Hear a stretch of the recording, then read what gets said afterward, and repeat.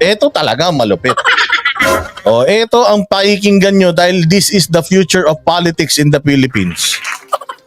Mayor Baste, I commend you for your consistency at dahil sa tapang mo. Alam ko na bago ka pa lang sa politika at hindi ka na kagad nagpapatakot sa mga malalaking pangalan na yan. Siguro dahil wala ka namang pangarap talaga na sa mataas na posisyon kaya hindi ka trapo katulad nila. Pero sorry Baste pero pag-aari ka na namin ngayon. Amin ka na, araw-araw ka na namin kukulitin. Araw-araw ka na namin kukulitin ngayon, Baste.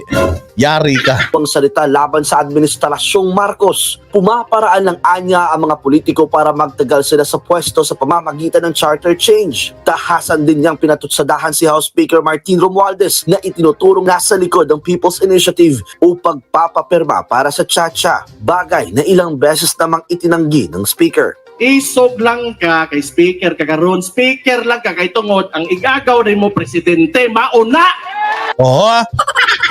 Maon diha. Sabi niya matapang ka lang. Kasi speaker ngayon. Tsaka pinsa mo yung presidente. Yan ang totoo. Pero mas matapang kami sa'yo. Pati ang mismong Pangulo hindi rin pinatawad ni Mayor Baste. Tinawag pa niyang scammer si PBBM dahil Patay tayo dyan, tinawag na scammer, presidente ng Philippines. Ang tapang naman ng mayor na ito. Uy, bihira yan sa mga mayor na bumabati ko sa executive ng Pilipinas Bihira yan, matindi tapang nito ni ni Baste Sa kanya wala akong pake. Kahit na putulan nyo ako ng budget dito sa Davao, sasabihin ko yung alam kong tama. Parang tatay niya talaga to alam nyo ba kung saan sumikat yung tatay niya? Bago naging presidente yun, meron siyang yung gikan sa masa noon sa sa SMNI din. Ang issue noon yung mga smuggler ng bigas. Kasi panahon ni Pinoy, daming smuggler ng bigas. Pinangalanan lahat yan, yung mga smuggler ng bigas na yan. Sabi ni PRD, may mga pangalan ako ninyo.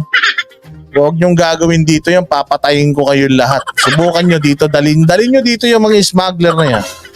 Uubusin ko lahi ng mga yan. Doon sumikat si PRD, tapos biglang boom, tuloy-tuloy na naging presidente. Hindi ba? Ayan, kaya tinan mo ang lupit ng Baste. ayon sa mga pangakong napako. Kabalo mo unsay pinakakatao-anan aning tanan. Ibakak ni mo nagtag 20 nga bugas.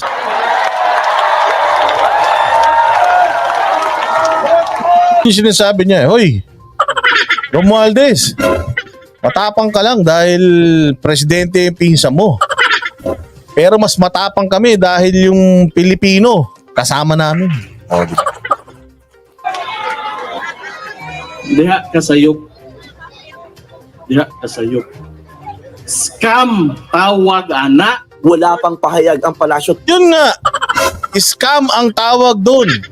Yung nangako na napako.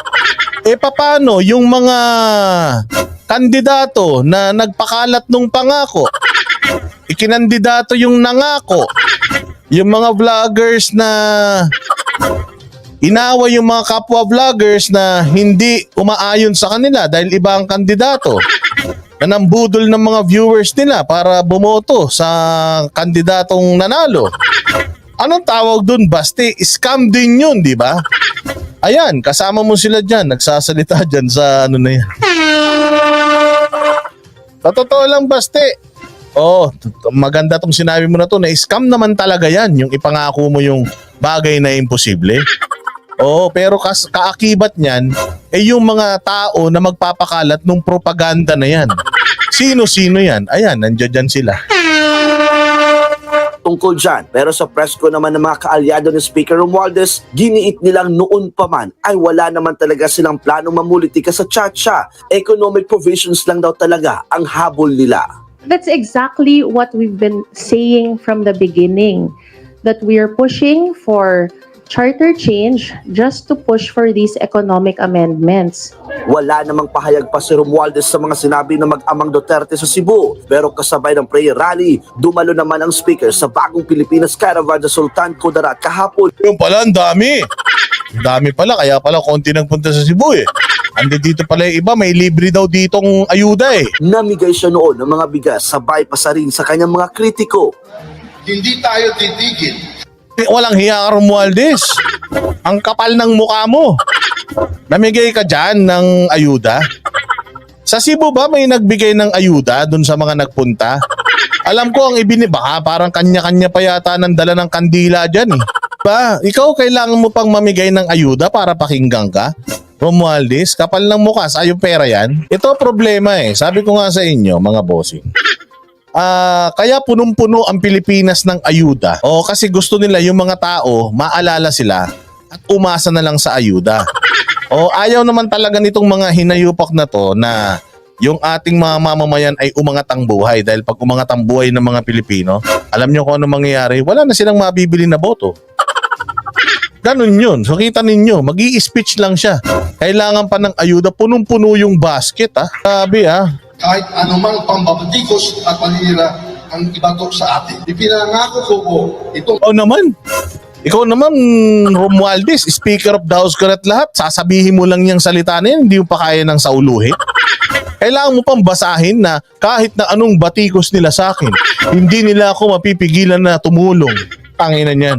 Anong klaseng speaker yan? Puta, alam mong wala sa puso yung sinasabi. Yan na lang ang sasabihin mo. Hindi mo pa ba na-practice sa tagal niyong politiko? Mantakin mo ilang dekada na kayo nanloloko sa tao. Ilang dekada nyo nang niloloko yung mga kadistrito ninyo dyan sa probinsya nyo. Balita ko, ang pangit-pangit ng distrito mo.